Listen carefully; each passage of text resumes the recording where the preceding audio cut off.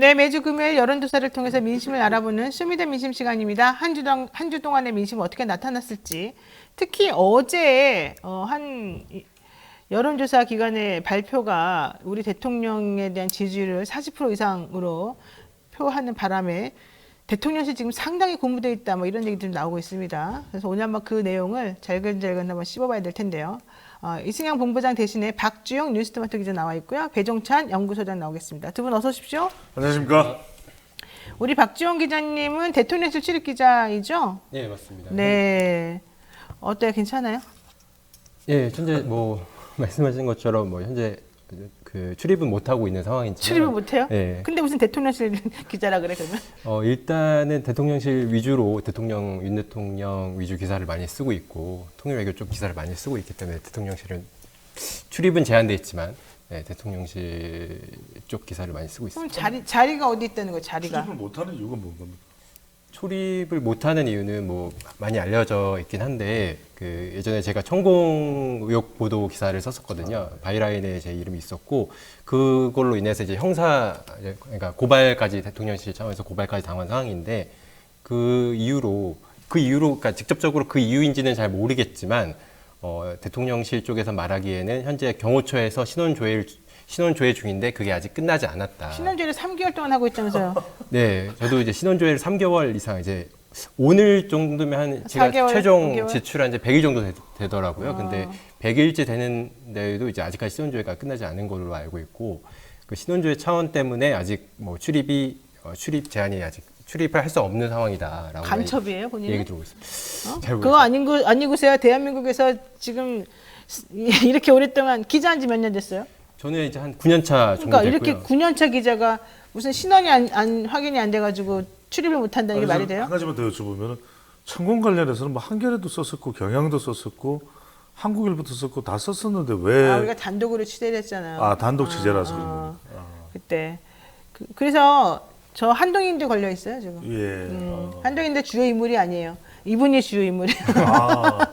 오늘 핵심 관계자가 다 나왔겠네. 네. 아니 근데 어쨌든 그래서 그럼 대통령실 출입 기자로는 되어 있는데 네. 뉴스타부터 내에서는. 네, 맞습니다. 근데 대통령실에는 못 들어가고. 그렇습니다. 그럼 어디에서 일을 해요? 주로 이제 카페에서요? 네, 그렇습니다. 용산 대통령실 주변 카페에서 웬일이야. 일하고 있고요. 네, 진짜로? 네. 대통령실 그리고 못 가끔 들어가서? 외교부 출입하고 있고. 외교부 출입하고 네, 그렇습니다. 근처 카페 뭐 바깥에서 배회하면서 예, 맞습니다. 주워 듣는 소리로 그럼 기사를 쓰고 있다는 거예요? 네, 그렇죠. 참나.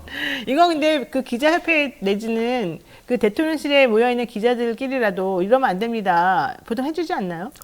뭐 그런 분위기도 있고 일부에서는 그런 분위기도 또 아닌 분위기도 있는 걸로 저는 개인적으로 알고 아닌 있는데요. 것도 있어요. 그러니까 뭐 잘 됐다. 잘 됐다 정도까지는 아니지만 네. 뭐 어느 정도 뭐 대통령실 알아서 하는 차원 아니겠느냐 뭐 이런 식의 그냥 반응인 것 그 같고 회사는 조선일보 이런 데죠? 그건 저도 잘 모르겠습니다. 자, 하나만 더 여쭤봐도 돼요. 많이 여쭤보세요. 네, 네. 보면은 그때 MBC랑 갈등을 빚을 때 네. 슬리퍼를 신었던 거 가지고 공격을 굉장히 많이 받던데. 네.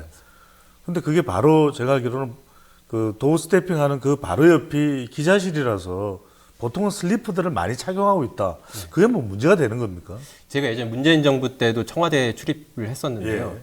당시에도 브리핑 그 기자실이 브리핑이 2층에 있었고 당시 청와대 예. 주간 쪽 브리핑이 2층에 있었고 1층에서 1층에 기자실이 있었기 때문에 가끔 이제 슬리퍼 착용하시는 분들도 있었거든요. 뭐 영상 하시는 기자분들도 그렇고 일반 취재분들도 있었기 때문에 근데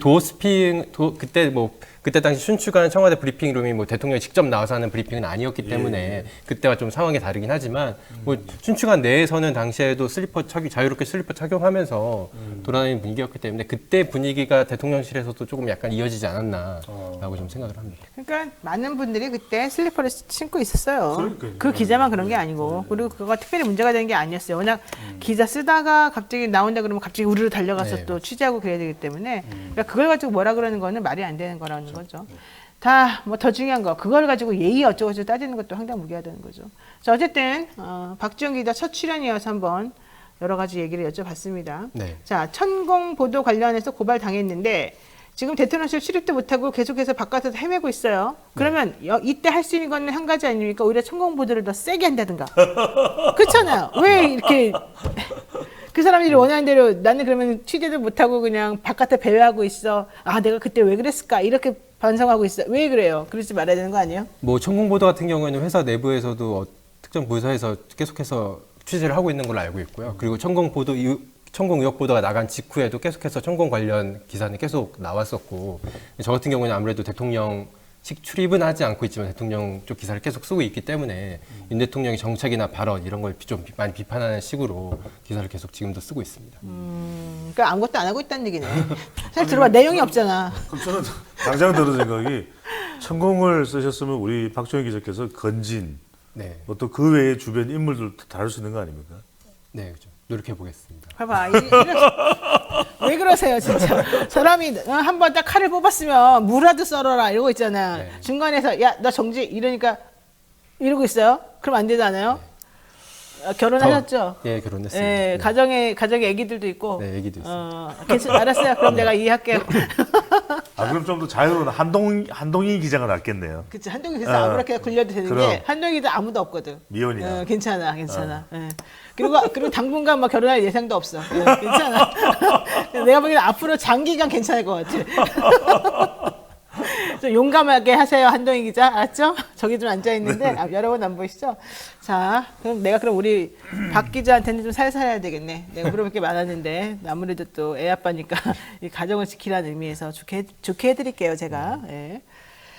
자, 최근 대통령실 분위기는 어떨까요? 잘 모르실 것 같긴 한데. 그렇죠. 저도 아무래도 이거 왜 나왔어, 도대체? 출입을 하지 질문에 않은 대답하는 게 상황이기 없잖아. 때문에 뭐 정확히 대통령실 분위기는 모르겠지만 아, 뭐, 진짜. 물어라도 봐야지, 친구한테. 네, 아무래도 뭐 제가 듣기로는 네. 뭐 그 역시 뭐 대통령실에서 기자들 개인에게 뭐 압박이나 그런 압박을 가하는 그런 측면은 좀 어느 정도 있는 것 같아요. 아무래도 그렇기 때문에 브리핑 때 기자 질문 내용이나 이런 걸 보면 약간 좀 질문 내용 자체도 약간 조심스럽게 하는 부분이 좀 있는 것 같더라고요. 좀 예민하게 받아들일 수 있는 부분은 조금 약간 좀 안 하고 조심한다든지 이런 분위기가 대체적으로 형성된 거 아닌가. 아니 근데 지난번에 도청 문제가 하도 시끄럽게 나왔었잖아요. 네. 근데 도청 괜찮다가 미국 그 대통령의 입장이었어요. 솔직히 말하면. 그렇죠, 예. 내 거 도청해라. 상관없다. 예. 정말 그런 분위기입니까?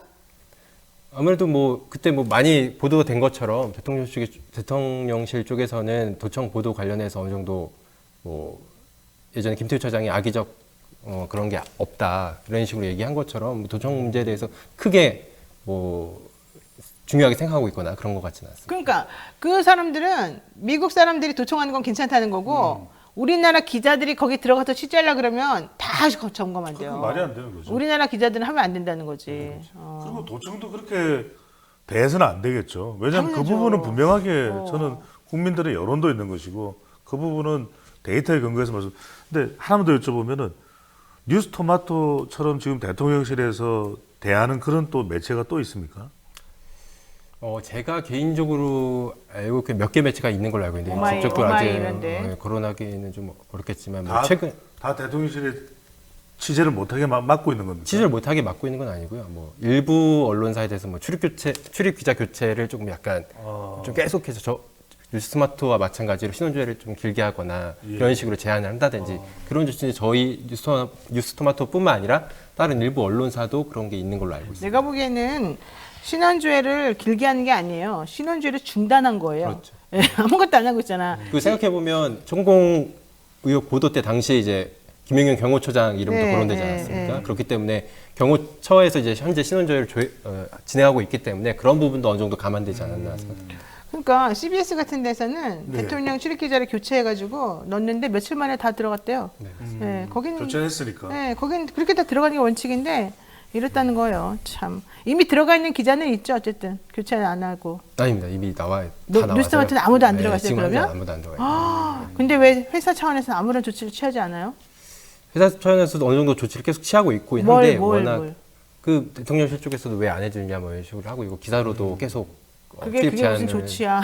쓰고 있고 한데 네. 뭐 아직 어떻게 될지는 잘 모르겠습니다. 그래요. 야, 그러면 뉴스토마토는 지금 대통령실에서 완전히 아웃돼 버렸네. 이게 MBC보다 더 심하네. 알았습니다.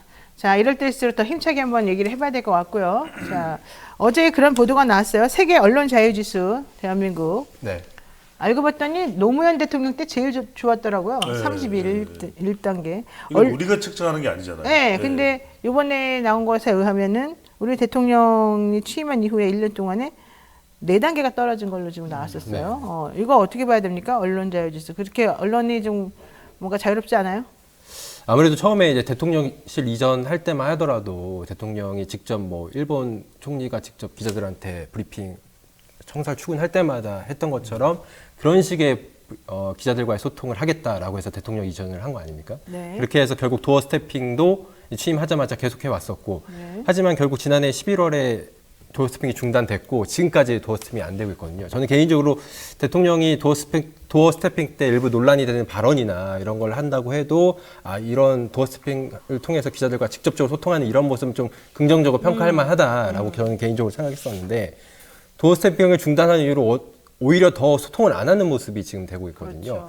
그렇죠. 오히려 역대 대통령들보다 기자회견 수도 현격하게 적고 1년 되고도 안 하잖아요. 그렇죠. 네. 신년 기자회견과 취임 1주년 기자회견도 동시에 안 한 대통령은 이명박 전 대통령 이후로 처음이에요. 처음이거든요. 예. 네. 그러니까 결국 이명박 전 대통령과 비슷한 행보를 계속 걷고 있다고 보이는데 측근 인사도 이명박 전 대통령 측근 인사 많이 기용하고요. 그런 식으로 봤을 때 언론과의 소통 이런 측면에서는 어느 역대 정부와 비교해봐도 좋은 점수를 주긴 어려울 것 같습니다. 민주주의 지수도 8단계나 떨어졌어요. 그러니까 이제 언론에 대해서는 저는 이제 뭐 국내도 국내지만 이명박 전 대통령과도 비교할 수 있지만 저는 미국의 트럼프 전 대통령하고 굉장히 비슷한 것 같아요. 왜냐하면 CNN 같은 경우에는 아예 이건 나를 반대하는 언론이다. 그래서 회사 이름 자체를 바꿔 불렀어요. CNN이 이 무슨 뉴스 하여튼 네트워크 그런데 클린턴 뉴스 네트워크다. 힐러리 클린턴한테 유리하게 하는 거다고 이야기를 했고 실제 계속해서 가짜 뉴스다 그런 이야기를 했었는데 저는 문제는 이런 것 같아요. 그러니까 우호적인 언론이든 우호적이지 않은 언론이든 모든 언론에는 취재할 수 있는 기회를 주는 게 맞다고 봅니다. 그러면 그 취재하고 난 이후에 뭐 팩트 체크가 됐든지 아니면 고쳐야 될 건 고쳐야 되는 건지 그걸 이제 판단하면 되는 것인데 저는 오늘도 소개를 해드리겠지만 윤석열 대통령 지지율이 30%에 계속 머무른 이유가 바로 이런 이유 때문이다. 중도나 무당이나 MZ세대를 흡수할 수 없는 지금 국정 운영 스타일이 계속되고 있다고 봐야 되겠죠. 네. 자, 쇼미더민심 뉴스토마토의 의뢰로 미디어토마토에서 실시하고 있는 여론조사로 한 주간의 여론 동향을 파악해 보겠습니다. 박지훈 기자, 이번 주 윤석열 대통령 국정수행 평가 좀 긍정적으로 나왔습니까? 네, 이번 주 일단 윤 대통령의 국정 운영 지지율은 36.4%였습니다. 지난주보다 1.0%포인트 소폭 상승했는데요. 이 최근 윤 대통령 지지율을 보면 3주 연속 지지율 상승입니다. 이 국정 운영 부정평가도 1.4%포인트 줄어 61.4%로 나타났는데요. 여기서 주목할 점은 부정평가가 줄긴 했지만 매우 잘못하고 있다는 한마디로 극단적 부정평가층은 오히려 53.5%로 지난주보다 2.2%포인트 증가했습니다. 그러니까 전체적인 부정평가는 줄었지만 이 극단적 부정평가층은 점점 더 견고해지고 있는 모습이라고 할 수 있을 것 같습니다. 그래요? 이게 뭐 다른 조사 크게 다르지 않습니다. 네. 이게 뭐 일각에서는 대통령 지지율 가지고서 뭐 우호적인 언론이다 아니다 뭐 이렇게 자꾸 가르려고 하는데 거듭 말씀드리지만 최근에 발표된 리얼미터와 미디어 트리뷴의 조사와도 크게 다르지가 않고요. 그러니까 미디어 토마토의 대통령 지지율은 극히 비슷합니다. 다른 추세하고. 그래서 조금 소폭이지만 35.4에서 36.4로 1%포인트 올라갔고 부정평가는 61.4%로 조금 내려왔거든요. 근데 이제 중요한 건 이겁니다. 이 부정평가에 대체로 잘못하고 있다보다는 잘못하고 있는 편이라보다는 매우 잘못하고 있다가 거의 뭐 한 49%, 50% 가까이 되죠. 그러니까 결과적으로는 이들은 별로 안 변한다는 거거든요. 요지부동일 거예요. 이걸 어떻게 해소하느냐가 문제인데 거기에 관련된 뭐 어떤 식의 국정 운영 스타일에 변화를 줄지 이 부분은 또 미동도 없는 거죠. 이게 사실 핵심이에요. 그렇지만요. 데일리안이 여론조사 전문기관인 여론조사 공정이라고 하는 회사에 맡겨가지고 지난 15일하고 16일날 이틀간 전국 만 18세 이상 남녀 1,002명을 대상으로 조사를 했습니다. 윤 대통령의 국정수행에 대해서 긍정평가를 알아보니까 41.7%, 이게 매우 잘함이 26.86%, 잘하는 편이 15.2%였고요. 부정평가는 55.9%였습니다. 매우 못함이 47.9%, 못하는 편이 8.0%였는데 이게 직전 조사, 즉 4월 24일부터 25일까지 취임 1주년 여론조사를 제외하고 있었던 그 조사하고 비교를 해보면 긍정평가가 5.4%포인트나 올랐어요. 그리고 부정평가는 6%포인트 하락했단 말이죠. 네. 물론 여론조사 공정이라고 하는 데가 정말 공정한지는 모르겠습니다만 어쨌든 미디어 토마토의 조사하고 비교해봤을 때 여론조사 공정의 그 퍼센테이지라고 할까? 이거는 대통령 입장에서 너무 기쁜 그런 퍼센테이지가 나왔단 말이죠. 그렇죠. 이건 왜 그러는 겁니까? 사실 여론조사라는 게 이제 수치도 중요하지만 추이를 보는 게 굉장히 중요하거든요. 그러니까 각 여론조사마다 수치가 어느 여론조사 기관은 40%가 넘을 수도 있고 어떤 여론조사 기관은 30% 중반을 형성할 수도 있고 한데 중요한 거는 그 추이를 봤을 때 상승하는 측면이냐 아니면 하락하는 측면이냐라는 상승 국면이에요, 근데 그렇죠. 이게. 네. 최근 모든 대부분의 여론조사 기관을 결과를 보면 현재 윤 대통령 지지율은 상승하는 측면인 게 확실히 추세가 맞는 것 같고요. 그렇게 봤을 때 이번 여론조사 공정도 언급하셨지만 5점 여론조사 지지율이 공정에서 5점 몇 퍼센트 포인트 올랐다고 하지만 그것도 상승하는 측면으로 해석하면 그 정도 해석하면 될 것 같습니다. 그러니까 왜? 그러니까 그래서 왜 올리냐고요? 왜? 저는 뭐 여러 가지 이유가 있다고 봅니다. 만약에 상승 요인? 네, 네. 그 상승 요인이 그 조사회사가 그렇게 조금 더 높게라도 나올 거를 예상하고 의도적으로 했다면 저는 그거는 그 조사에서는 존재하면 안 되는 거죠. 그거는 불법이죠.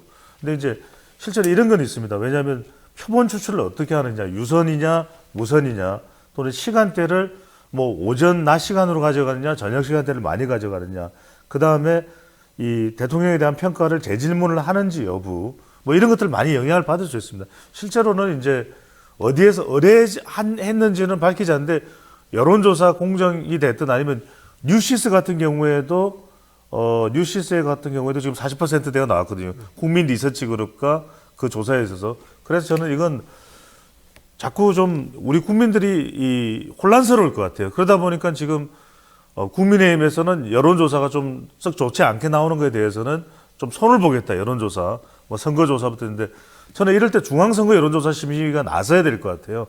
왜 이런 차이가 있는지, 이런 원인들이 있을 수 있다. 어떤 부분을 개선해 나가겠다. 근데 열심히가 꿈쩍도 안 하고 있어요. 저는 이건 좀 빨리 나서야 될 것 같아요. 혼란을 막기 위해서라도. 자, 그런데요. 이게 제가 우려스럽게 생각하는 이유 중에 하나는요. 대통령이 지난 16일에 이 간호법 제정안에 대해서 두 번째 거부권을 행사했지 않습니까? 네.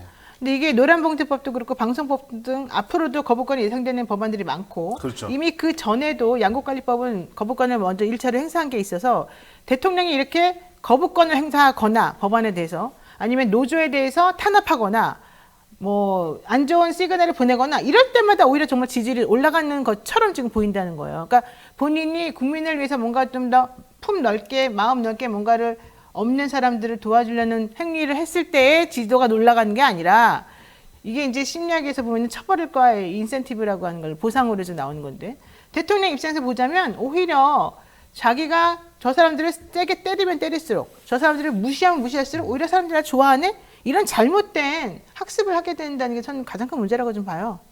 사실 거부권 행사 같은 경우도 이렇게 사실 윤 대통령이 지금까지 했던 행보를 보면 지지율 상승할 때를 보면 지지층을 향한 그러니까 지지층이 좋아할 만한 이슈나 정책을 내놨을 때 지지율이 상승하는 경우가 많았거든요. 이번에도 거부권 행사도 마찬가지로 보수 진영 쪽에서는 이 간호법 제정에 대해서 제정안에 대해서 거부권을 행사하길 원하는 지지층이 많았기 때문에 이 지지층을 고려해서 윤 대통령이 거부권 행사를 한 측면도 어느 정도 있다고 보고요. 그렇기 때문에 최근 노조에 대한 탄압이라든지 이런 발언들도 사실상 지지층만을 고려한 윤 대통령의 전략적인 행보라고 생각을 하거든요. 사실 지난 대선 때도 보면 사실상 50대 50으로 여야 지지층이 갈라졌기 때문에 윤 대통령도 마찬가지 지지율 상승을 어느 정도 40% 중반대까지 끌어올리기 위해서 지지층만을 보고 하는 정치를 하고 있는 거 아닌가라고 네. 생각합니다. 어제 또 나온 뉴스 중에 하나는 이게 있었습니다. 우리나라 농가소득이요. 작년에 비해서 165만 원 정도가 줄어들었는데 그 줄어든 폭이 이전에 있었던 그 농가소득의 감소 폭 어느 것하고 비교를 해보아도 가장 큰 폭으로 줄어들었다. 네, 예. 이게 농사를 짓기 위해서 들어가는 비용은 상당히 계속 올라가는 중인데 쌀가게 내려가고. 그것으로 인해서 걷어들일 수 있는 수익이나 뭐 매출이나 이런 건 줄어들기 때문에 이런 현상이 앞으로 계속될 것이다. 이제 이게 문제였었어요. 그렇죠. 예. 근데 대통령이 이렇게 자기가 나쁘게 하고, 이거 나쁘다는 건 개인적인 생각입니다.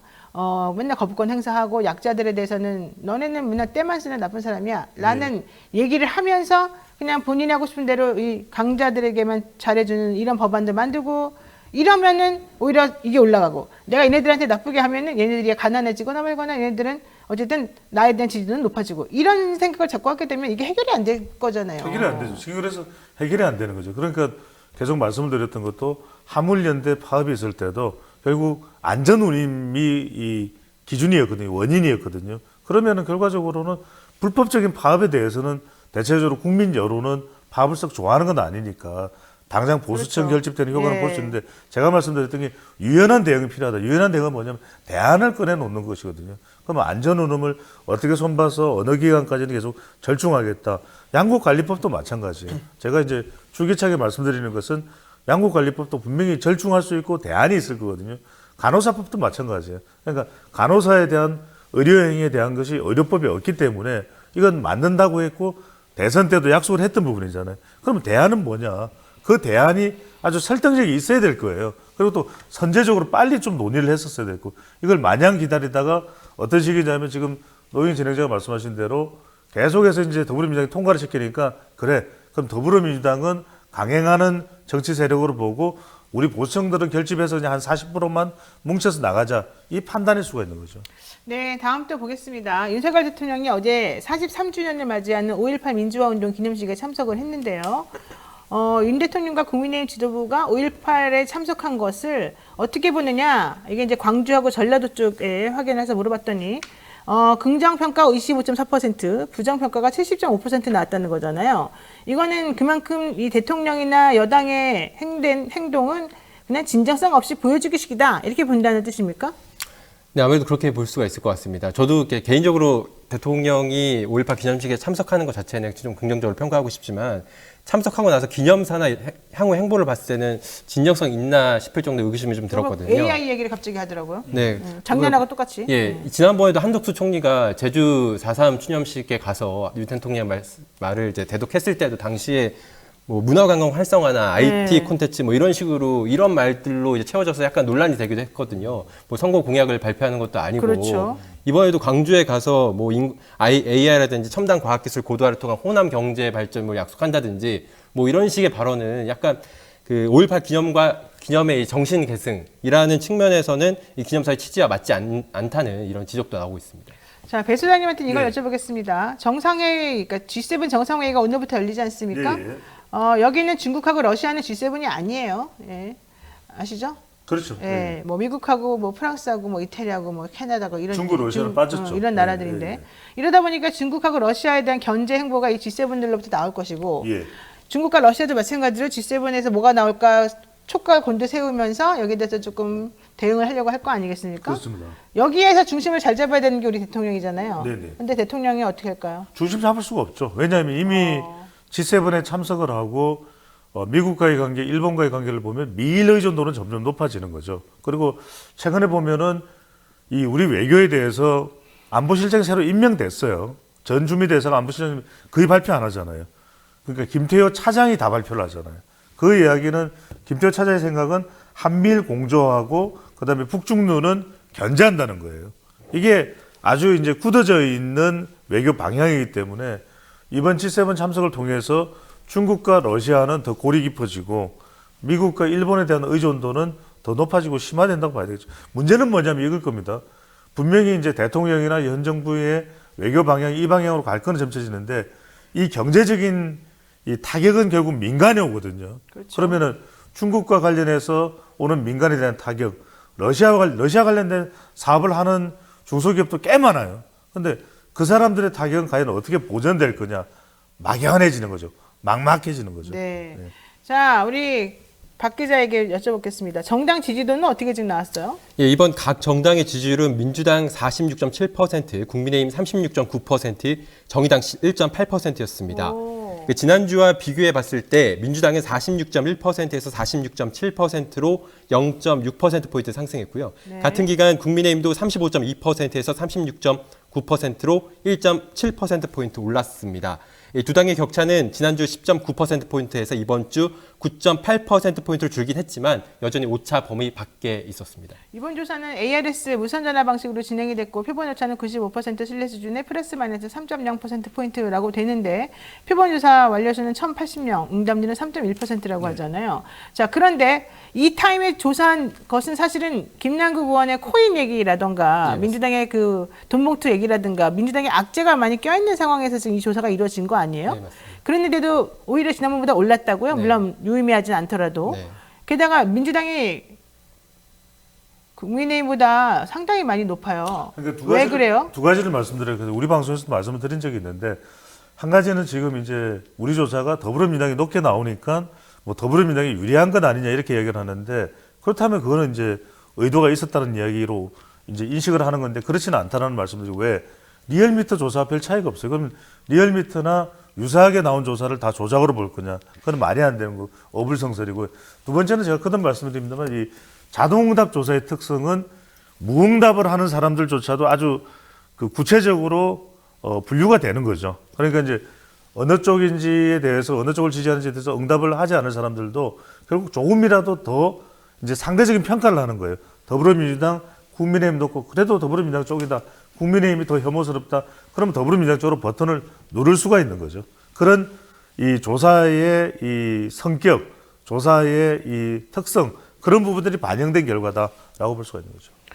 그러니까는 돈봉투 의혹, 또 김남국 의원 코인 문제 이런 것들은 이미 다 정리가 됐다. 이런 얘기네요. 반영될 만큼 반영이 됐기 때문에 이번 여론조사는 그런 것이 영향 안 미치고 민주당이 우월적으로 나왔다. 이렇게 보는 거네요. 조금 저는 생각은 다릅니다. 왜냐하면 돈봉투나 김남국 의원과 관련된 부분이 완전 해소되지는 않았지만 그래도 지금 우리가 이 조사에 응한 사람들이 국민의힘과 비교할 때 중도에 있는 사람들은 그래도 차라리 더불어민주당 쪽을 지지하겠다고 판단을 하고 있다고 봐야 되겠죠.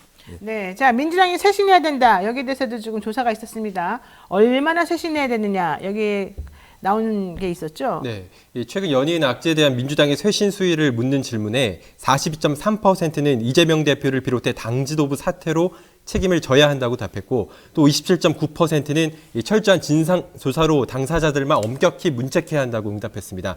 반면 25.3%는 이미 당사자들이 탈당했기 때문에 더 이상의 추가 조치는 필요 없다고 답했습니다. 그러면 이게 약간 차이는 있지만 당사자들만 문책하거나 더 이상 추가 조치할 필요 없다. 이게 한 44% 정도 되고 당 지도부 사태가 42.3% 정도 되니까 비슷비슷한 것 같네요. 예, 그렇게 해석할 수 있을 것 같습니다. 그런데 이 조사는 전체 응답자거든요. 네. 저는 민주당 지지층을 보는 게 중요할 것 같아요. 민주당 지지층 네. 보면은 당 지도부 사퇴는 7.5%입니다. 10%가 안 돼요. 그러니까 그 이야기는 이재명 대표나 심지어는 박강원 원내대표가 책임져라 이 이야기는 아닌 것 같아요. 그러니까 지금 뭐 돈봉투가 됐든 김남국 의원이 됐든 당사자들만 엄격히 문책을 하라. 더 이상의 추가 조치는 필요 없다가 47.4, 당사자들만 엄격히가 39.8. 저는 이 39.8이 중요한 것 같아요. 민주당 지지층의 10명 중에서 한 4명을 차지하거든요. 그렇다면 여기에 나오는 엄격히, 그러니까 돈봉투하고 정말 관련이 있다면 이건 엄격히 해야 될 것 같아요. 그리고 김남국 의원도 지금 이제 조사 중이고 수사 중이기 때문에 정말 문제가 있다, 법적으로 문제가 있다고 밝혀진다면 그 부분은 엄격히 해야 될 것 같아요. 네, 맞습니다. 목주기도님께서 민생에 관심이 없는 정부와 언론, 역사 인식보다는 먹고 사는 문제가 더 중요한 우리들.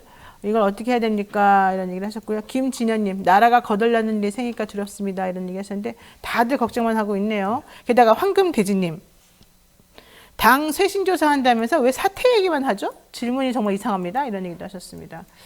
아이, 정말 여러 가지로. 대통령실에 못 들어가냐? 대통령실 출입기자 박주용. 안타까운 이 심정을 우리들에게 오늘 전해주셨는데 다음에 나오셔가지고 또 더 안타까운 상황을 계속 전해주셔야 될 것 같아요. 아주 생생하게 들려오네요. 귀에. 전화의 내용이 거듭 말씀드리지만 네. 우호적이든 우호적이지 않든 모든 언론의 취재는 열어둬야 되는 것이 저는 민주주의의 기본이라고 생각합니다. 그렇죠. 네, 지금까지 배종찬 수장님과 박주영 기자 함께 쇼미더민심 살펴봤습니다. 일단 여기서 쇼미더민심 코너는 좀 정리해야 될 것 같습니다. 고맙습니다. 감사합니다. 네, 자, 또 우리가 또 이상하게 방송 진행하는 거 여러분 아시죠? 금요일마다. 쇼미더 민심 끝나자마자 쇼미더 영심이 들어갑니다. 우리끼리 커뮤니티에 올려가지고 질문하고 답 한번 들어보고 많은 분들의 의견이 어떤 것인지 한번 확인하는 그런 시간입니다. 네, 저희가 매주 금요일 영친리와의 소통을 위해서 특별히 마련한 코너 쇼미더 영심 시간입니다. 지난주 커뮤니티 설문조사 결과 짚어보고 여러분들이 남겨주신 신박한 댓글들도 한번 읽어드리겠습니다. 특히 배 소장님과 박 기자가 계속해서 함께 이야기 나누는데요. 참고로 저희 커뮤니티를 통한 조사는 신뢰 구간이나 이런 거 따질 수 없고 신뢰하시면 안 된다는 거 여러분 잊지 말아주시기 바랍니다. 자, 1번. 이번 커뮤니티 설문조사 주제는 바로 이거였습니다. 참여연대가 윤석열 정부 출범 1년을 맞이해서 국정투행 책임자 8명을 선정했습니다. 아래 윤석열 정부 고위공직자 가운데 가장 먼저 교체해야 될 사람이 누굽니까? 이런 질문에 대해서 2만 8천 명 정도가 한동훈이다 이렇게 나왔습니다. 한동훈 장관 79%, 그 다음에 김태효, 그 다음에 이상민, 원희룡이었는데요. 이 한동훈 장관이 79%다, 김태효다, 이상민 이게 나온 거 있잖아요. 이게 뉴스인사에 대해서 조사한 건데 이거 뭐랑 똑같습니까? 참여연대가 조사한 거랑 똑같아요. 그렇죠. 참여연대도 조사했더니 예. 한동훈 장관이 제일 못했다. 그만둬야 된다가 69%였어요. 물론 우리가 퍼센테이지는 좀 더 높지만 그 다음에 순서가 또 김태효였어요. 네, 그 다음에 이상민이었고 이런 식으로 네, 쭉 나가요. 똑같죠. 와, 이거 정말 대단하지 않습니까? 이거 무슨 뜻입니까? 근데 그런 공통점이 있을 것 같아요. 대체로 이제 뭐 진보 혁신 세력이나 윤석열 정부에 대해서 문제가 있다고 판단하는 쪽, 그리고 중도층까지도 일부 포함을 해서 그렇다면 가장 큰 건 뭐냐면 검찰 혐오죠. 왜? 윤석열 정부를 이야기할 때 박주영 뭐 기자 그러니까 이제 뉴스토마토까지 이제 출연을 못하게 이야기하는 건 뭐냐면 스스로 이제 잣대를 들이대는 거죠. 검사주의적인 입장에서 이제 국정 운영을 한다. 그런 차원에서는 국민들이 생각할 땐 그건 아니다. 이렇게 보기 때문에 검찰 혐오의 가장 상징적인 인물이 지금 한동훈 법무부 장관이다. 이렇게 판단이 되는 것이고 두 번째는 외교입니다. 최근에 부정적인 평가 이후로 가장 높게 나오는 것이 외교거든요. 그러면 지금 김성한 안보실장은 아니라는 게 확인이 됐죠. 왜? 사퇴했으니까. 그렇다면은 계속해서 전면에 나서서 외교를 진두지휘하는 사람이 김태호 차장이다. 그래서 두 번째로 선택이 됐고 이상민 장관은 뭐 이태원하고 관련이 있다고 봐야 될 것 같고요. 원희룡 장관은 저는 이걸 부동산이라고 보기보다는 뭔가 자꾸 나서는 그 윤석열 정부에서의 그런 모습들을 보는 거. 왜냐하면 권영세 장관도 검사 출신의 국회의원 현직이지만 더군다나 그렇지만 별로 통일 관계되는 건 부각되는 게 없거든요. 네. 그런 이유가 아닐까 싶습니다. 한 게 없어요, 그 사람은. 자, 박 기자도 한동훈 장관이 1등으로 먼저 없어져야 된다, 내려와야 된다 이런 설문조사에 동의해요? 제가 만약에 설문조사했으면 네. 저는 이상민 행정안전부 장관을 뽑았을 것 같아요. 지금 이상민 행안부 장관은 탄핵돼서 아무것도 안 하고 있는데 네. 그래도 뽑아요? 네. 왜? 한동훈 장관하고 친하구나. 아닙니다. 상당히 이상한데? 아닙니다. 약간 닮지 않았어요? 좀 닮았네. 한 장관하고 친하면 내 얘기 좀 전해줘요. 왜 그렇게 해요? 저는 뭐 이상민 행정안전부 장관이 명확한 이제 실책 사유가 있기 때문에 이태원 그렇기 참사. 때문에, 네. 그렇기 때문에 가장 먼저 교체해야 될 거라고 보고요. 알겠습니다. 네. 자, 댓글 한번 살펴보도록 하겠습니다. 꿈여행님 뭐라고 네네. 했죠? 네. 선택 불가 이런 이제 의견인데요. 여행님께서는 꿈여행님께서는 안 갈아도 되는 놈이 누구인지 알려주세요. 야, 너무 다 어려워요. 갈아야 되는구나. 네. 최윤식님은 이건 뭐 엄마가 좋아, 아빠가 좋아요라고 물어보는 것 같다고 똑같네요. 너무 어렵다는 말씀인 것 같고요. 그러네. 예. 한량이죠. 한량 24시님께서는 어벤져스라 어렵네요. 여기 보기들이 다 어벤져스라는 거죠? 극단적으로 이제 비꼬시. 자, 그다음에 딥스님께서는 쓰레기통에서 뭘 찾으라는 건지 고름이 살되는 것도 아니고 다 드러내야 하는데 라는 의견 주셨습니다. 야, 사람들 진짜 좀 잔인하면서도 또 정확하면서도 그러네요. 자, 퇴출 공직자 1순위는 이제 이거에 대한 의견입니다. 우리 기자님께서 읽어주실까요? 네, 잭 선장님이 이상민이가 섭섭해하겠지만 한동훈이 먼저다. 뭐 이런 식으로 댓글 남겨주셨고요. 박 기자가 섭섭해합니다 지금. 네. 전영성님은 뚜껑 열릴까 무섭습니다. 너무 예. 화나서. 여기서 이 뚜껑은 그 뚜껑이 아니에요. 그래요? 머리 위에 있는 뚜껑 말하는 거예요. 그러니까 너무 화나서 네. 이럴 것 같고. 네. 순이 김님께서는 이제 김태우라고 생각됩니다. 네. 대한민국의 미래를 한 방에 날려버린 인간입니다. 우리들이야 살 만큼 살았지만 다음 세대는 어찌합니까? 이런 그러네. 식으로 댓글 네. 남겨주셨습니다. 또 민재님께서는 날리면으로 들린다는 대통령실 간신배 김은혜, 김은혜 대통령실 그러네. 홍보석을 언급하신 것 같고요. 네. 또 윤민숙님께서는 순서가 아주 잘 정해졌네요. 순서대로 하루속히 꺼져줬으면 좋겠어요. 라고 좀 댓글 남기셨습니다. 네, 야, 이 사람도 재밌네. 네. 우리 배 소장님도 네, 계속 읽어주세요. 김도현님께서는 경험도 없고 도덕심도 국민과 나라를 위해 일할 준비가 안 돼 있는 사람들을 중요한 정부 요직에 임명해놓고 일 잘하기 바라는 것은 무리가 있다. 특히 검사 출신들을 도배가 될 만큼 윤석열은 반성하고 참신하고 전문성 있는 인재들을 기용해서 기회를 만회하기를 국민들은 바라고 있을 것이다. 상당히 긴 문자 보내주셨는데 뭐 구구절절히 옳은 말씀입니다. 네. 그러니까 결국 경험도 없고 도덕심도 없고 나라를 위해 일할 준비도 안 되는 사람들을 왜 여기다 갖다 놨느냐. 그래서 검사 출신들로 도배가 된 거 이거에 대해서는 좀 반성 좀 해라 뭐 이런 예. 얘기군요. 자, 한마디로 요약하면 가성비 있게 한 놈만 패자 이런 의견이 있는 겁니다. 자, 어떻게 보셨습니까? 네, 갤럭시님께서는 한 놈만 사라지면 우리 모두가 행복하다. 이런 댓글 남겨주셨고요. 한 놈이 반면교사가 되는군요. 네. 네. 그리고 잡초 먹는 야마다 로프샤님께서는 윤석열 쫓아내면 모든 문제가 해결됨이라고. 뭐 장관 쫓아낼 필요가 없다는 거군요. 네. 또 페르민. 페르민님께서는 이런 조사 100만 번 하면 뭐하냐? 윤통은 전혀 바꿀 생각 없는데. 뭐 이런 그러네요. 식의 댓글 네. 남겼습니다. 자, 못 참겠다. 예, 못 참겠다는 님들이 있습니다. 앨리스 고님께서 도대체 계속 두고 봐야 되나요? 네. 라는 말씀 주시고 깨금님께서는 유아가 정권 잡았나요? 왜 매일 찬찬히 알려주는 국민이어야 하나요? 그러니까 우리가 너무 친절해. 예. 네. 자, 이석희님께서는 나이가 80이니 갈 날이 멀지 않지만 정말 천불이 나서 견딜 수가 없습니다. 중학생이었을 적 친구들과 나누었던 이야기가 떠오릅니다. 10년만 기다려라. 우리가 청년이 되면 민주주의 꽃이 만발할 대한민국을 보게 될 것이라고 다짐하였지만 60년이 흘렀어도 아직입니다. 어찌 천불이 안 나겠어요. 야, 라는 말씀 주시고. 이분은 정말 말이 딱 맞네. 네, 80입니다. 10년 중학생 때일 때 미래를 생각하면서 그래도 좀 힘을 내려고 했더니 네. 그로부터 60년이 흘렀는데 아직도 이 모양의 그렇죠. 꼴이다. 야, 바이든 천불이네요. 대통령하고 김종인 박사하고 동갑이시네요. 네, 그렇군요. 자, 이지원님께서는 사람답게 사는 세상이 언제 오려나요? 사람 같은 지도자를 언제 만날 수 있을까요? 라는 말씀 주셨습니다. 아이고, 마지막에 진짜 마음이 아픈 그런 얘기입니다.